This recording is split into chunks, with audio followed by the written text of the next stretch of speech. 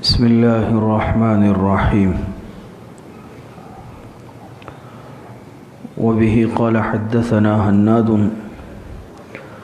قال حدثنا عبد الله بن المبارك عن عبد الرحمن بن عبد الله المسعودي عن محمد بن عبد الرحمن عن عيسى بن طلحة عن أبي هريرة رضي الله عنه قال قال رسول الله صلى الله عليه وسلم لا يلج النار رجل بكى من خشية الله حتى يعود اللبن في الزرع ولا يجتمع غبار في سبيل الله ودخان جہنم. یہ روایت حضرت ابو ہریرہ رضی اللہ تعالی عنہ سے مروی ہے.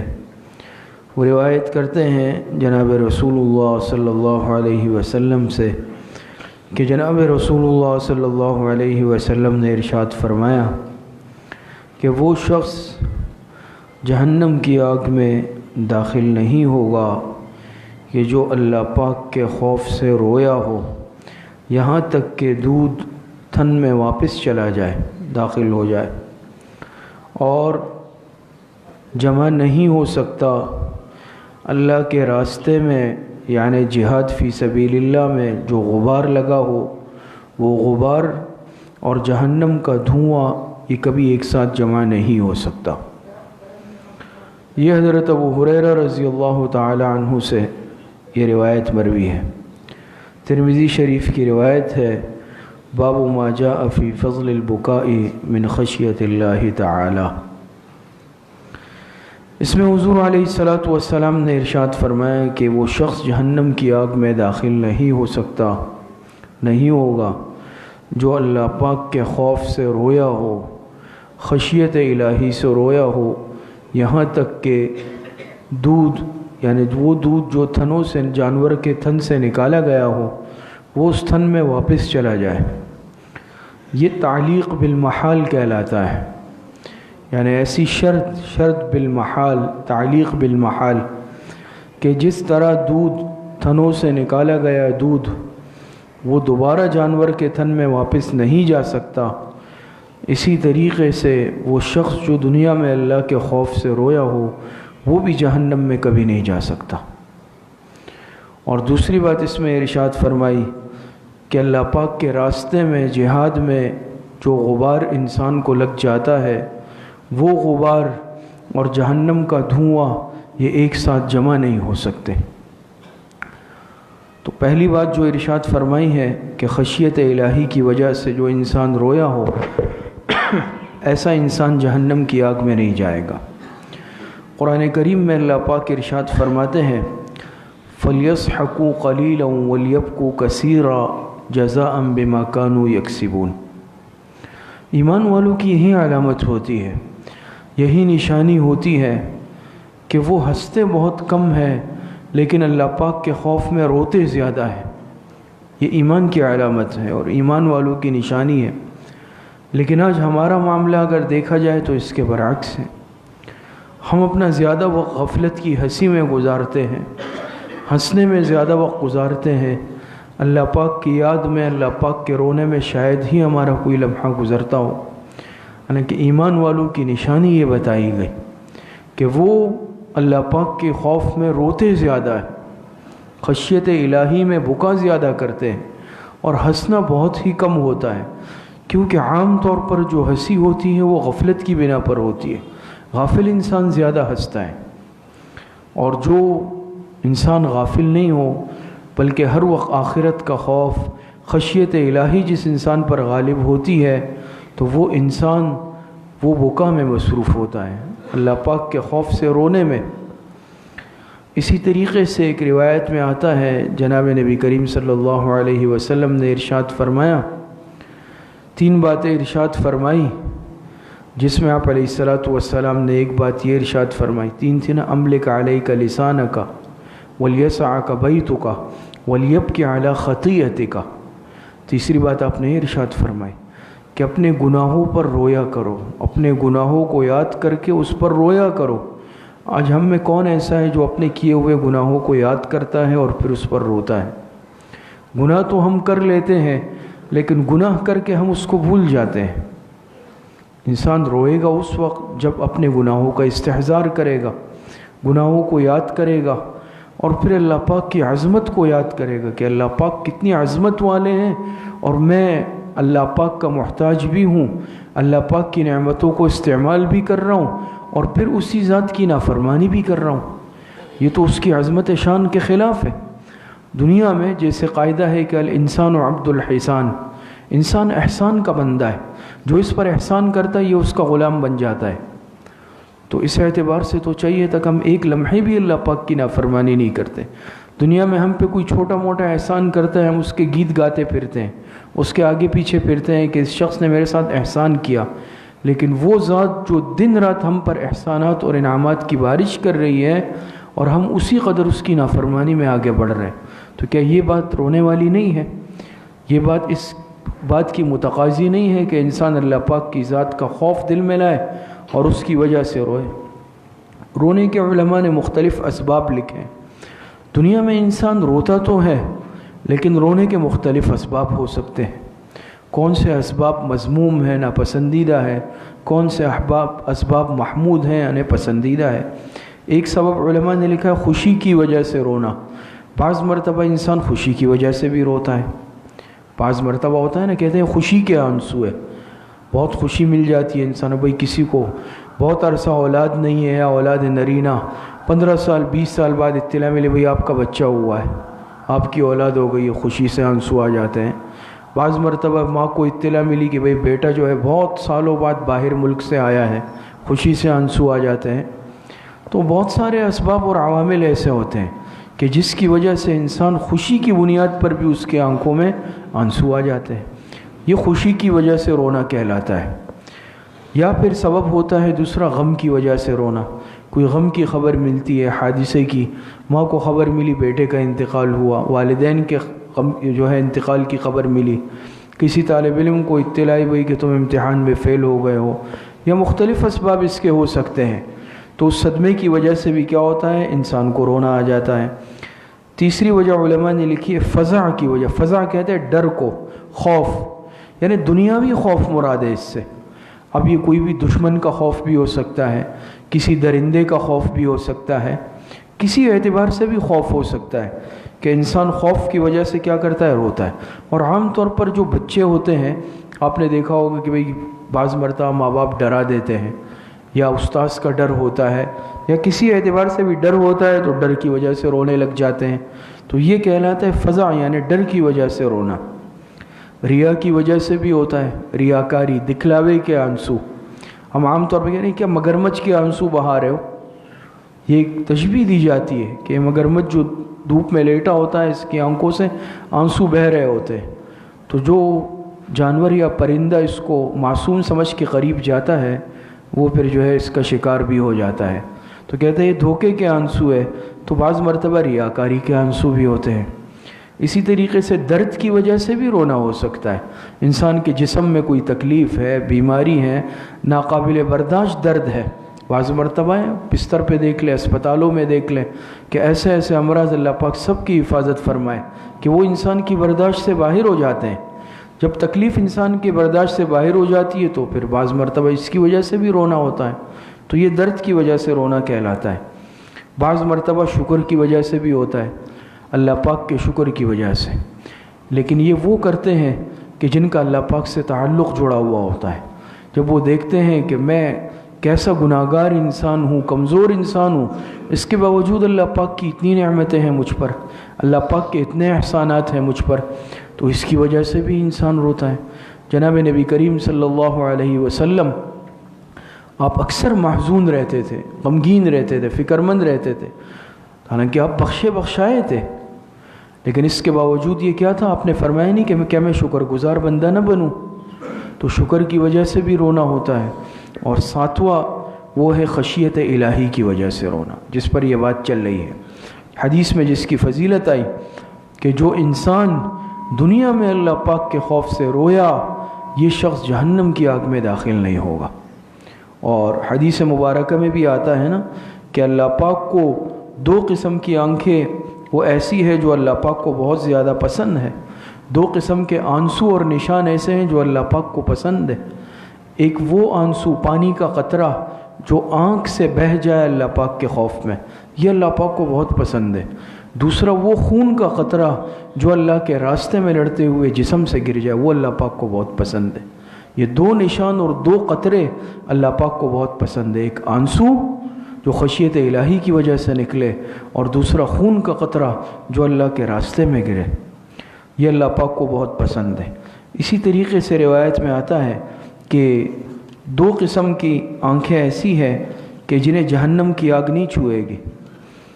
ایک وہ آنکھ کہ اللہ رب العزت کی خشیت کی وجہ سے روئی ہو، ایسے بھی اس طرح کی حدیث آئی بھی۔ ایک وہ آنکھ جو اللہ پاک کے خوف میں روئی ہو، جہنم کی آگ میں داخل نہیں ہوگی۔ جب یہ نہیں ہوگی تو پورا انسان داخل نہیں ہوگا۔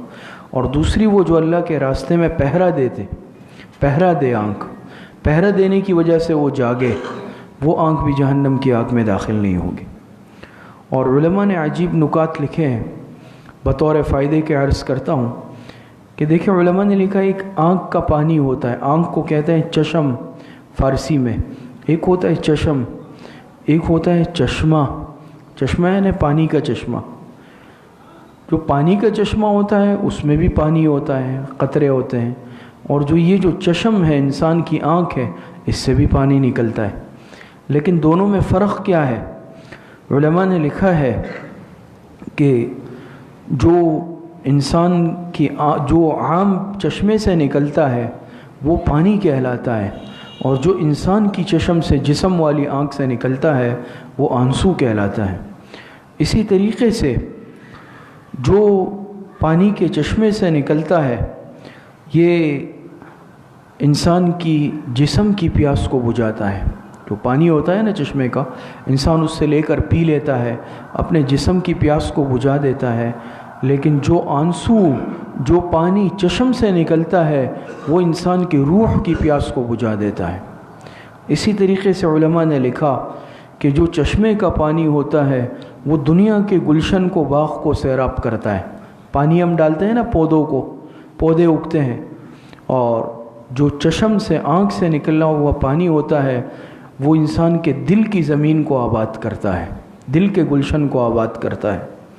اسی طریقے سے لکھا ہے کہ جو چشمے کا پانی ہوتا ہے وہ ظاہر کی گندگی کو دھوتا ہے، صاف کرتا ہے، اور جو چشم سے نکلا ہوا پانی آنسو ہوتا ہے وہ باطن کی گندگی کو صاف کرتا ہے۔ بات سمجھ میں آ رہی؟ ہم اپنا ظاہر دھوتے ہیں نا، ہاتھ پیر منہ، اس کو ہم دھوتے ہیں پانی سے، لیکن دل کو کس چیز سے دھوئیں گے؟ دل کی گندگی، باطن کی گندگی کو، نجاست کو کس چیز سے دور کریں گے؟ کیونکہ یہ پانی تو وہاں تک نہیں جا سکتا۔ اس کے لیے اللہ پاک نے رکھا ہے، آنسو رکھا ہے جو اللہ پاک کے خوف میں بہہ جائے۔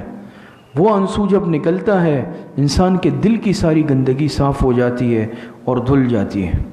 اسی طریقے سے ایک نقطہ یہ لکھا کہ جو چشمے سے پانی نکلتا ہے وہ دنیا کی آگ کو بجھانے کا سبب بنتا ہے۔ چشم یعنی آنکھ سے نکلا ہوا آنسو وہ جہنم کی آگ کو بجھانے کا سبب بنتا ہے۔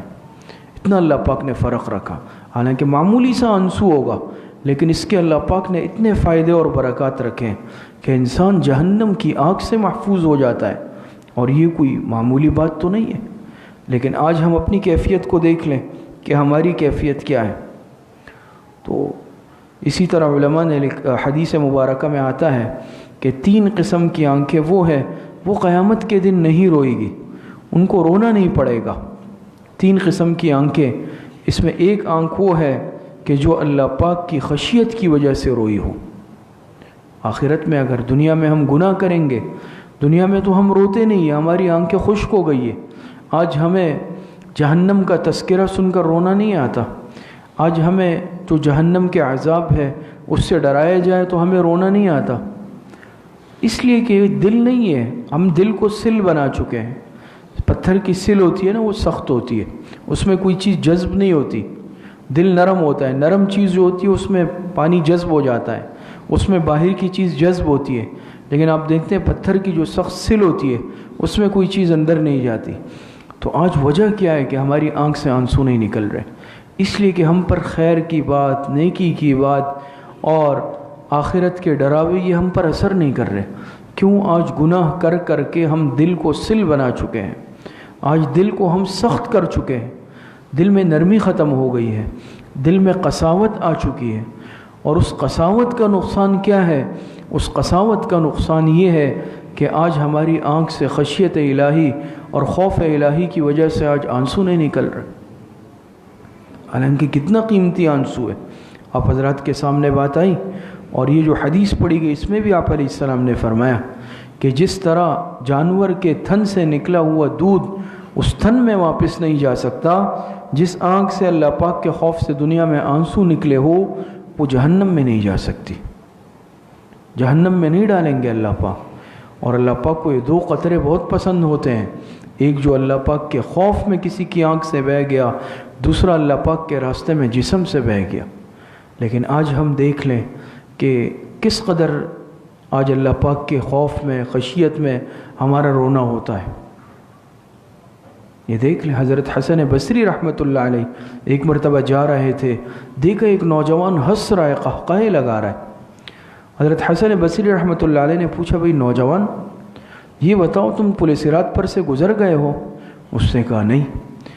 تمہیں یہ اطلاع ہے کہ تم جنت میں جاؤ گے؟ کہا نہیں. کہا پھر تم کس طرح ہنس رہے ہو؟ اس کے دل پہ یہ بات اثر کر گئی. ظاہری بات ہے ایک انسان، یہ اللہ پاک کا ایک نظام ہے، جب دل کے برتن کو صاف رکھتا ہے نا، معمولی سی بات بھی اس کے دل پہ اثر کر لیتی ہے. لکھا ہے کہ پوری زندگی یہ نوجوان کبھی نہیں ہنسا. آج ہماری ہنسیاں غفلت کی ہیں یا نہیں ہیں؟ آپ دیکھتے ہیں قہقہوں کی، آپ ہوٹلوں میں چلے جائیں، آپ کہیں چلے جائیں، آپ دیکھتے ہیں ٹولیاں ہم بنا لیتے ہیں. کہیں دوست اگر 2-4 مل کے بیٹھ جائے تو پھر ایسے قہقہے ہوتے ہیں کہ الامان والحفیظ. یہ ویسے بھی غفلت کی علامت ہے. جناب نبی کریم صلی اللہ علیہ وسلم کے متعلق آتے ہیں نا، آپ تبسم فرماتے تھے، ضحک نہیں. قہقہہ کبھی آپ علیہ السلام نے نہیں لگایا آواز کے ساتھ. لیکن آج ہمارے قہقہے بھی پھر کس طرح ایک بے ڈنگے انداز میں ہوتے ہیں کہ قریب میں ایک سنجیدہ اور عزت دار انسان بھی بیٹھنا پسند نہیں کرتا. یہ غفلت کی علامت نہیں ہے تو اور کیا ہے؟ جہاں ہم بیٹھتے ہیں ہمارے قہقہے، اور پھر وہ بھی ایک بغیر کسی سبب کے. ایک تو چلے اگر کوئی ایسی تعجب کی بات ہو گئی اور وہ تعجب کی بات پہ انسان کو ہنسی آ گئی، وہ بھی ایک حدود کے اندر رہتے ہوئے اس کی اجازت ہے. لیکن آج معمولی باتوں پر جھوٹے لطیفے سن کر جھوٹے قصے سنا کر بس ہم ایک ماحول بنانا چاہتے ہیں کہ ایک ہنسی مذاق کا ماحول بن جائے، قہقہوں کا ماحول بن جائے. یاد رکھیں ایمان کی علامت نہیں ہے. آپ دیکھیں گے اللہ والوں کو، نیک لوگوں کو، بزرگوں کو، کہ ہمیشہ ان پر ایک سنجیدگی طاری ہوتی ہے. آپ ان کو کبھی غفلت کے ساتھ ہنستا ہوا نہیں دیکھیں گے. اپنے بزرگوں کو، اکابرین کو آپ دیکھ لیں. ہم نے اپنے اساتذہ کو دیکھا، اپنے مشائخ کو دیکھا، کبھی بھی ہم نے ان کو اس طرح قہقہے کے ساتھ ہنستے ہوئے نہیں دیکھا کبھی بھی. ہاں کوئی اس طرح مناسب بات ہوتی ہے، زیادہ تر تبسم ہوتا ہے یا معمولی سی ہنسی ہوتی ہے. لیکن مستقل بات پر ہنسنا یا اس کو عادت بنا لینا ہم نے کبھی نہیں دیکھا بڑوں میں. تو یہ آج ہمارے نوجوانوں میں یہ چیز بھی بہت تیزی سے پیدا ہو رہی ہے، اور ہم چاہتے ہیں اس طرح کی چیزیں ایک دوسرے کو بھیجتے ہیں یا مجلس لگاتے ہیں، اس مجلس میں ہم کوشش کرتے ہیں کہ ہنسایا جائے. پھر اس کے لیے بھی دیکھیے ایک گناہ کے لیے ہم کتنے گناہوں کا ارتکاب کرتے ہیں. ہنسی مذاق کا محفل میں ایک ماحول بنانے کے لیے لطیفے ہوں گے، وہ بھی فرضی ہوں گے، وہ بھی جھوٹے ہوں گے، یا کسی کی کردار کشی کی بات کی جائے گی، کسی کو مذاق کا نشانہ بنا لیا جائے گا، کسی کے ناموں کو بگاڑ دیا جائے گا، کسی کی نقل اتار لی جائے گی، تاکہ ایک مذاق کا ماحول بن جائے. اور یہ ہم باقاعدہ اختیاری طور پر زبردستی تکلف کے ساتھ بنانے کی کوشش بھی کرتے ہیں. حالانکہ آپ علیہ الصلاۃ والسلام کے متعلق کیا آتا ہے کہ زیادہ تر آپ علیہ الصلاۃ والسلام غمگین رہتے تھے. اسی طریقے سے صحابہ اکرام رضوان اللہ علیہ مجمعین کے متعلق آپ پڑھ لیں کہ صحابہ کی کیا کیفیت اور کیسا خوف ان پر طاری رہتا تھا. قبر کے قریب سے گزرتے تھے، گریہ طاری ہو جاتا تھا، اور جہنم کا تذکرہ سنتے تھے، گریہ طاری ہو جاتا تھا. جناب نبی کریم صلی اللہ علیہ وسلم کے متعلق آتا ہے ایک مرتبہ حضرت حفصہ رضی اللہ تعالی عنہ کے یہاں تشریف لے گئے. وہاں رات کا وقت ہوا، آپ علیہ السلام نے وہیں قیام فرمایا. حضرت حفصہ رضی اللہ تعالی عنہ جو حضور علیہ السلام کی زوجہ محترمہ ہے، رات کو انہوں نے محسوس کیا کہ ایسے چہرے پر جیسے گیلا پن ہے، آنکھ کھلی دیکھا کہ حضور علیہ السلام کی مبارک آنکھوں سے آنسو بہہ رہے، وہ آنسو ان کے چہرے پہ گرے۔ وہ اٹھ گئی، اللہ کے رسول آپ رو رہے ہیں، کیا بات ہے؟ آپ علیہ السلام نے فرمایا کہ تم نے سنا نہیں باہر گھر کے صحن میں تمہارے بھائی تہجد میں نماز میں کون سی آیت پڑھ رہے ہیں؟ انہوں نے قرآن کی آیت پڑھی اور جناب نبی کریم صلی اللہ علیہ وسلم اس کو سن کر رونے لگ گئے۔ تو آج ہم آیتیں سنتے ہیں، وعیدیں سنتے ہیں، جہنم کے تذکرے سنتے ہیں، لیکن ایسا ہے کہ ہم پہ کوئی اثر ہی نہیں ہوتا۔ آج ہم جنازے پڑھتے ہیں، آج ہم قبرستان جاتے ہیں معذرت کے ساتھ، وہاں بھی آج دیکھتے ہیں تو ایک غفلت کا ماحول نظر آتا ہے قبرستان میں، جو عبرت کی جگہ ہے۔ اور کچھ دیر کے لیے تو وہاں ہونا بھی یہ چاہیے کہ سخت سے سخت دل انسان ہو، اس پر بھی رقت طاری ہو، اس کو بھی آخرت کا خوف آ جائے۔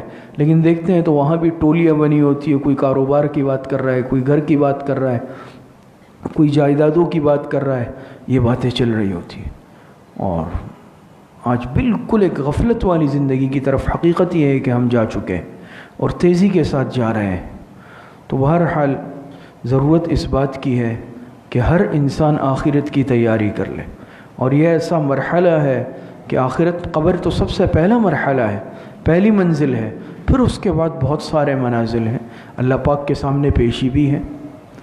لیکن آج ہماری غفلت کو دیکھ کر اندازہ نہیں ہو پاتا کہ پتہ نہیں ہم نے شاید آخرت میں جانا بھی ہے یا نہیں، مرنا بھی ہے یا نہیں۔ معاملات آج ہم نے اپنے خراب کیے ہوئے ہیں، اور کوئی اللہ پاک کے خوف میں رونا نہیں ہے، غفلتوں والی ہنسیاں ہیں، مذاق ہے۔ شادی بیاہ ہوتے ہیں، اس میں ہم کیا کرتے ہیں آج، کس طرح کے اعمال کرتے ہیں، اور بڑے بھی دیکھ رہے ہوتے ہیں، کہتے ہیں بچے ہیں کوئی بات نہیں ہے، خوشی منانے دو۔ یہ ہم اس میں شریک ہو جاتے ہیں، یا تو خاموش انداز میں ہماری تائید ہوتی ہے ان کو حاصل، ہم کہتے ہیں کوئی بات نہیں ہے، بچے ہیں خوشی منانے دو، پھر وہ خوشی منانے کے لیے چاہے وہ اللہ پاک کو ناراض کر رہے ہوتے ہیں، لیکن ہم دیکھ رہے ہوتے ہیں تماشا۔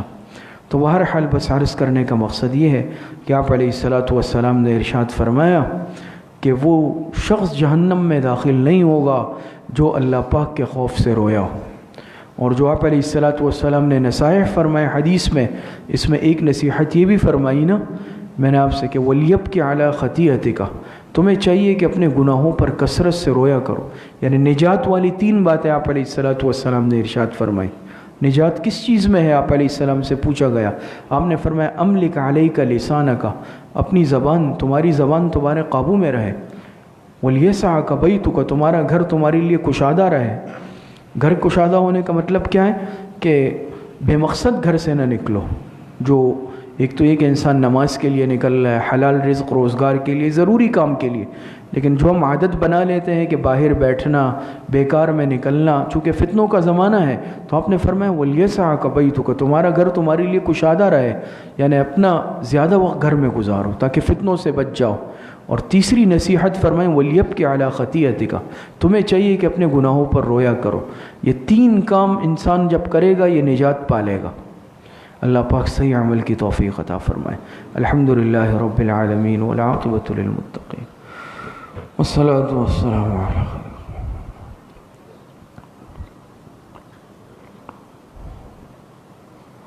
وصلی اللہ وسلم علی نبینا محمد وآلہ واصحابہ اجمعین برحمتک یا رب۔